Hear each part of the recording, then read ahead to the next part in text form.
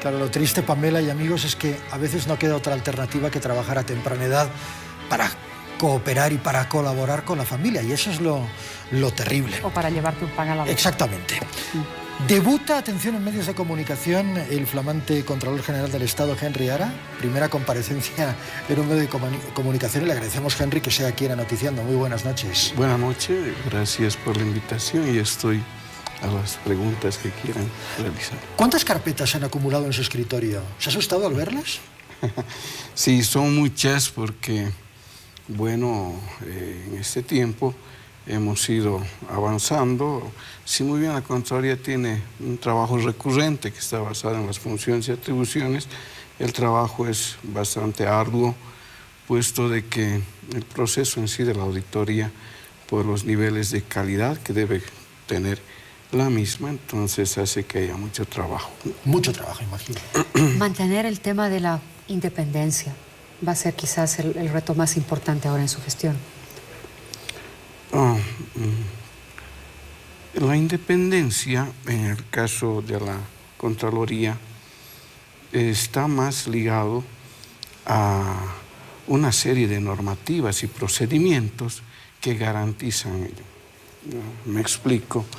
Las auditorías son hechas por equipos de auditores donde nadie puede de alguna manera interferir en el trabajo. Es uno de los principios de la independencia del auditor. Si uno quiere hacer que el auditor cambie de idea, hay que hacerlo por escrito y quede en los papeles de trabajo. Es de esa manera que tiene una forma piramidal la auditoría, donde se empieza con equipo de auditores ligados a supervisores, gerentes de área, apoyos legales, subcontralores, gerencias de inspección, y es en una última etapa donde llega ya el contralor, cuando el trabajo ya está culminado, para que él pueda justamente hacer una leída y ver si tiene alguna duda antes de que salga el proceso. Esta independencia es necesaria. ¿Por qué? Porque la Contraloría solo hace, digamos, un 50% del trabajo.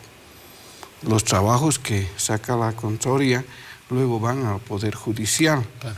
Y por lo tanto el Poder Judicial hace una nueva revisión de nuestro trabajo. Por lo tanto, no hay una forma de poder manipular los trabajos de auditoría, y por ello mismo, si muy bien el Contralor puede generar líneas políticas, no partidarias, líneas políticas de trabajo, está claro. ¿no? Entonces no puede influir de alguna manera en la auditoría. Hay un tema que es extremadamente complicado, delicado, espinoso en muchos casos, que es el tema del fondo indígena. ¿Cómo está funcionando esa auditoría? Por eso le decía lo de los documentos apilados en su escritorio. Bueno, en la misma forma piramidal que se les indica, se inició la auditoría del fondo indígena.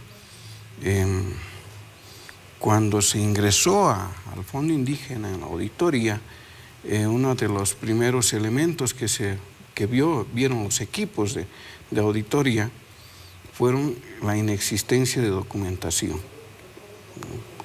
Y eso en la norma se traduce como una complicación para hacer una auditoría. Dice, no se puede hacer auditoría si no hay documentación. Sí, claro, si no hay la materia. Entonces, se podía haber salido diciendo es inauditable y bueno. Pero lo que se vio fueron, y se separó en dos grandes bloques, ¿no? Un bloque de documentación, no de documentación, sino un bloque donde se vio 153 proyectos que habían tenido un primer desembolso. Proyectos que tenían una duración de 1 año, 2 años, 3 años. Habían pasado más de 2 o 3 años y no se había pedido el segundo desembolso, lo que implicaba para nosotros que eran proyectos abandonados. Entonces, al no haber documentación, lo único que cabía en la vía de la supervisión era enviar estos proyectos al Ministerio Público, claro, para que ellos puedan, en su capacidad investigativa y además por la competencia que tienen, investigar sobre estos proyectos. Luego habrían otro bloque de proyectos que sí tenían los desembolsos, ya sea segundo o tercer desembolso, que culminaba el proyecto. Pero estos proyectos no habrían sido cerrados. Por lo tanto, la Contraloría no podía haber ingresado porque si no estaríamos ejercitando control previo. Estos proyectos se remitieron al Ministerio para que justamente hicieran el cierre y con ello nosotros hacer la auditoría. Lo que pasó es que posteriormente hubo una intervención. Correcto. Intervención que ha sacado informe de intervención, pero a la vez continúa la intervención. Entonces, ya la Contraloría no tenía acceso ni a la documentación y estamos esperando justamente a que culmine la intervención y ver realmente recién qué acciones se pueden tomar y si ameritan tomarse. Por eso mismo no puedo adelantar un criterio al respecto. Claro, pero es bueno, digamos, tener claro el panorama.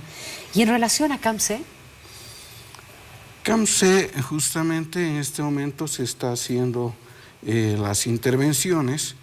En algunos casos saldrán auditorías, en otros casos saldrán supervisiones, pero en este momento están en el trabajo. Hay ya como 3 productos que están en compatibilización en lo que es la Subcontraloría de Servicios Legales y estaremos a la espera de cuando se culmine el trabajo, que más o menos esperamos en unas 4 semanas ya podremos tener los primeros trabajos y en ese momento seguramente serán de conocimiento de mi persona para hacer la evaluación que corresponda y, bueno, pues sacar los productos que correspondan, ¿no? Las labores de investigación corresponden al Ministerio Público, ustedes hacen auditorías y eso está clarísimo. ¿Qué niveles de coordinación tienen con el Poder Judicial más allá? Porque claro, noto por sus palabras que ustedes quieren, pero por otro lado están justamente maniatados por la propia norma. Hemos tenido de todo tipo de experiencias, sí, ¿no? Esto es verdad. Y tenemos casos donde una denuncia a veces está más de 4 años en el Ministerio Público, tenemos denuncias que, bueno, a veces han pasado por más de 20 fiscales que las asumen, las conocen, luego renuncian o cambian, y bueno, hemos tenido varios de esos casos. Y en el Poder Judicial, pese a que cuando emitimos dictámenes que tienen carácter coactivo, es decir, que se someten al proceso coactivo y no debería observarse más, pero de alguna manera los jueces tienen que ordinarizarlos, ¿no? Y tenemos por eso auditorías que están más de 10 años, ¿no? Con todos los grados. Duermen el sueño de los justos. Entonces, creo que hemos ido avanzando en ello, ¿no? Hemos estado en reuniones con el Tribunal Supremo, con el Tribunal Constitucional, para ir allanando esto. Pero una de las justamente propuestas que tenemos en esta gestión es hacer principalmente una mayor capacitación. Y yo no digo de capacitación porque a veces generamos una especie de susceptibilidad con el Poder Judicial, no, sino más bien generar criterios comunes, ¿no es cierto?, en reuniones, cosa de que podamos nosotros hablar un mismo idioma y además principalmente los entiendo, que ellos comprendan por qué un trabajo de la Contraloría tiene la seriedad como para justamente tener el respaldo que debe tener por parte del Poder Judicial. Que sea complementario. Contralor, en este panorama que usted nos acaba de contar, que nos acaba de mencionar, ¿cuáles serían las acciones más pertinentes que va a asumir usted en este nuevo cargo para agilizar todos estos procesos que están dormidos? Sí, justamente una de las grandes preocupaciones que nos han ido motivando es justamente el hecho de que la Contraloría, como cualquier entidad, ha ido justamente migrando en cuanto a estos lineamientos que se van dando, ¿no? Tenemos que la Contraloría, cuando la encontramos, se había desgastado mucho pidiendo la implantación de los sistemas en las entidades públicas. Una ley, la ley 1178, que es una ley sistémica, es decir, un modelo de administración que te indica bajo qué sistemas puedes funcionar. Habían pasado 20 años y habían entidades que no habrían implementado los sistemas. Es a decir de ello que decidimos que esa etapa debía ya ser cancelada y por eso iniciamos directamente otro tipo de auditorías, que son las auditorías especiales o de cumplimiento, que son modelos internacionales de auditoría, los cuales Bolivia no no va a generar ni crear nada. Claro, están estandarizadas. Están estandarizadas, sí, ¿no? Entonces son 3 tipos de auditoría. Y nosotros, nuestras normas de auditoría gubernamental responden ahí. Hemos avanzado mucho con las auditorías de cumplimiento, que principalmente veían la legalidad del gasto y la aplicación de la norma. Justamente lo que queremos es avanzar hacia las auditorías operacionales o de gestión o de desempeño también, porque más allá de la legalidad del gasto queremos ver, y este es el gran reto que nos hemos estado preparando, justamente es que las instituciones estén cumpliendo con los objetivos y además los recursos que se les entrega, ¿no?, justamente estén cumpliendo con los fines para los que se les ha entregado, además de generar eficiencia, eficacia, efectividad, economía, justamente estén generando impacto en la sociedad boliviana, porque para eso es el control gubernamental, claro, para velar justamente que se estén cumpliendo las políticas nacionales y todos esos programas de políticas públicas le estén alcanzando de forma satisfactoria a la población boliviana. Contralor, se me ocurre que el caso de Enatex también amerita una Contraloría. No es tan simple el hecho de cerrar una empresa y transformarla para convertirla en otra. ¿Qué hay detrás de todo esto? Bueno, mire, yo me he hecho cargo hoy día del despacho. No, está muy bien. No, y una de las primeras acciones que he tomado por el tema de la prensa, además que habría habido una carta de la COP pidiendo una auditoría en el despacho, es justamente pedir información. Entonces, la información que puedo decirles es que el decreto de esta adecuación que existe de Enatex a Senatex, de entidad, de empresa pública a entidad pública, porque ese es el tenor del decreto, establece un plazo de 60 días que se inició el 14 de mayo. Esperamos al 14 de julio para que recién podamos observar si ya se ha migrado y en base a eso pedir alguna información. Ahorita están en etapa de migración. Pero no estando a la espera de eso, ya nos hemos reunido con la Subcontraloría de Control Interno, que es la que ve justamente los estados financieros y las confiabilidades que mandan a estas entidades. Ya se está haciendo un análisis de las confiabilidades y de los estados financieros desde el 2012 hasta el 2015, que con ello mismo, una vez que tengamos la información que nos puede remitir, veremos qué acciones se ameritan tomar. Es por ello que todavía ahorita es muy prematuro para mí avanzar y decir qué es lo que vamos a hacer. Con el antecedente de Ametex también, que aquello claro, merecería también una auditoría aparte. Sí, que nos gustaría tocar, ¿no?, el tema de Ametex, claro, Anetex, Senatex, todo el proceso para ver ese tema. Muy bien. ¿Cuál es el mayor reto que tiene como Contralor ahora? El mayor reto que nos presentamos nosotros es justamente el hecho de hacer más con menos. O sea, tenemos una economía nacional que se ha disparado, es una economía muy potente, y nosotros seguimos con el mismo presupuesto y el mismo personal que hace 10 años. No se trata tampoco de aumentar más personal, sino de ser creativo.